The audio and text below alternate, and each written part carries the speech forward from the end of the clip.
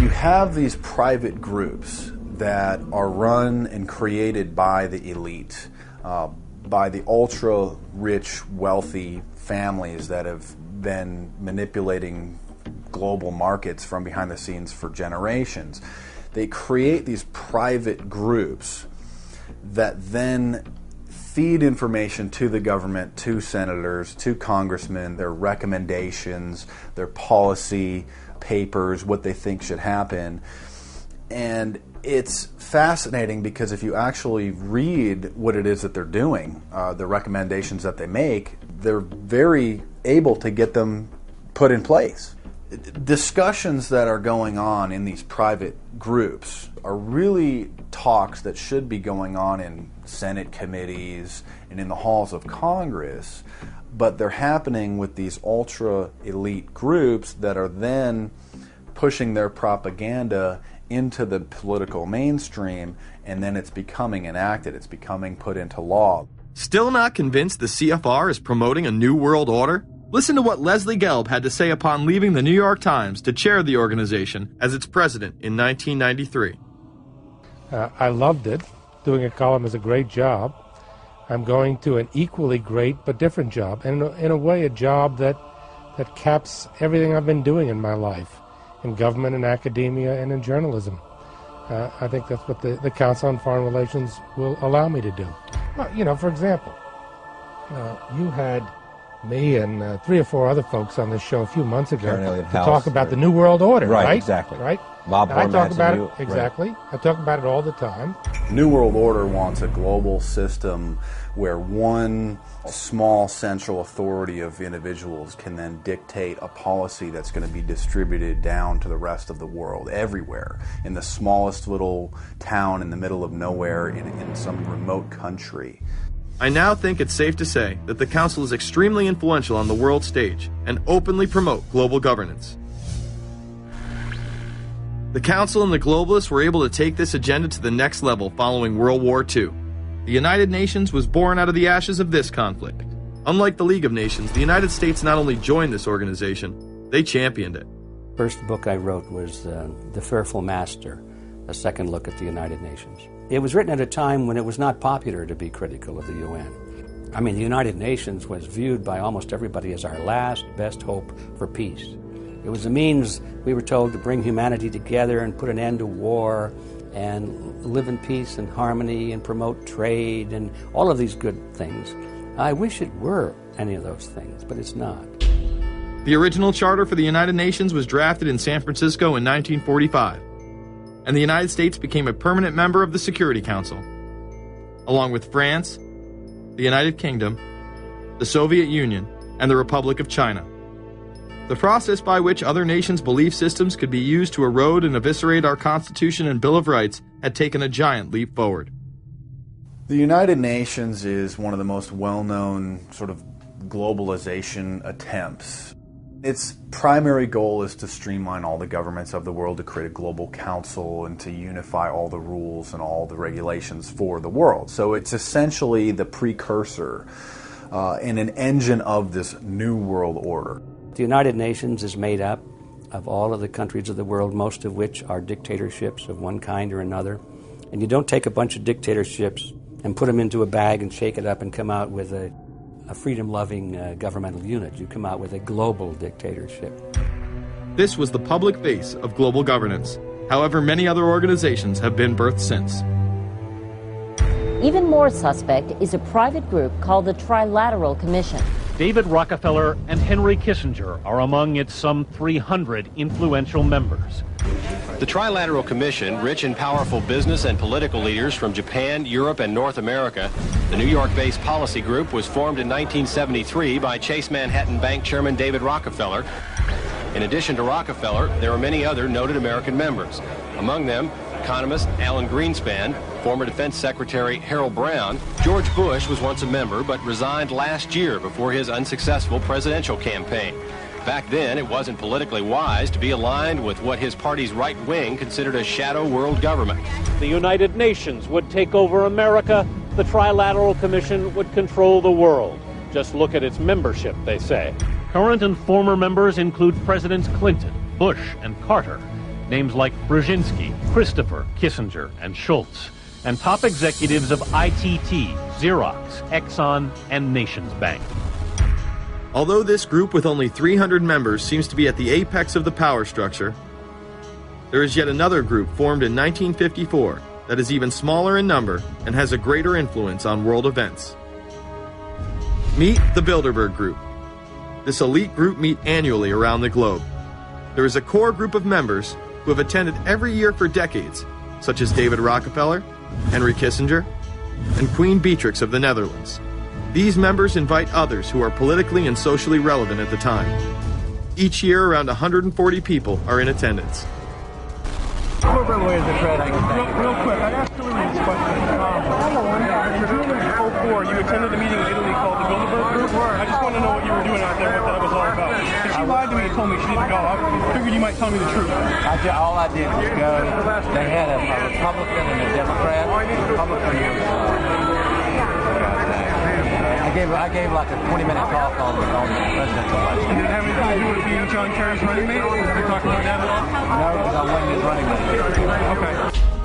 I happened to be in Europe then on my way to Russia. I was invited to go to Bilderberg by Vernon Jordan, a friend of mine and a genuine hero of the civil rights movement. And to the best of my knowledge, NAFTA was not discussed by anybody in my presence. Documents released by the group in 2001 reveal that in September of 1955, the group met in Germany and covertly outlined the idea of a European Union. Section E, European Unity, discusses the general support for European integration and unification, and the idea to unify Germany once again with the rest of Europe under a common marketplace. Belgian Viscount and current Bilderberg chairman Etienne Davignon told the EU Observer in 2009 that the next Bilderberg meeting could improve understanding on future action in the same way it helped create the euro in the 1990s. This illustrates the patience, vision, and reach of this organization. It was able to promote and establish both the European Union and a European currency over the course of just under 40 years, incrementally. One of the things that the elitists discussed back at the turn of the century when they were talking about how do you convert the United States into a collectivist system was the fact that you can't do it quickly. You have to let people get used to it incrementally, because any major change would be rejected. The 1957 Conference of Rome, where the Common Market Treaty, providing for free trade in all products, was at last signed. 6 nations, France, Germany, Italy, Belgium, Holland, and Luxembourg, agreed to remove all mutual barriers to trade within 12 to 15 years, the embryo of a political union which they proclaimed to be their ultimate objective. In that fashion, it's possible for people to get used to this process and even to think it's a good thing. People will accept the gradual growth of government, the gradual loss of their purchasing power. They'll accept almost anything if it's done gradually, and we have to be very alert to that. 2008 and 2009 attendees include World Bank President Robert Zoellick, Treasury Secretary Timothy Geithner, former head of British Secret Intelligence Richard Dearlove, Donald Graham, CEO of the Washington Post, CNN host and author of The Post-American World, Fareed Zakaria, and many other giants of business, politics, and media. You just came back from meeting with the Bilderberg Group. The Bilderberg Group are, when people who are conspiracy theory people, they send me mail, it's usually about the Bilderberg Group. And I get these books on my front door, which I'm uncomfortable with. And it's all about the Bilderberg, like they're the modern day Illuminati. Are you a member of the Bilderberg Group? I don't think we're supposed to talk about this. Many have identified them as the kingmakers, the puppet masters that pull the strings behind the scenes. Perhaps there is no better example of this than what occurred during the 2008 conference.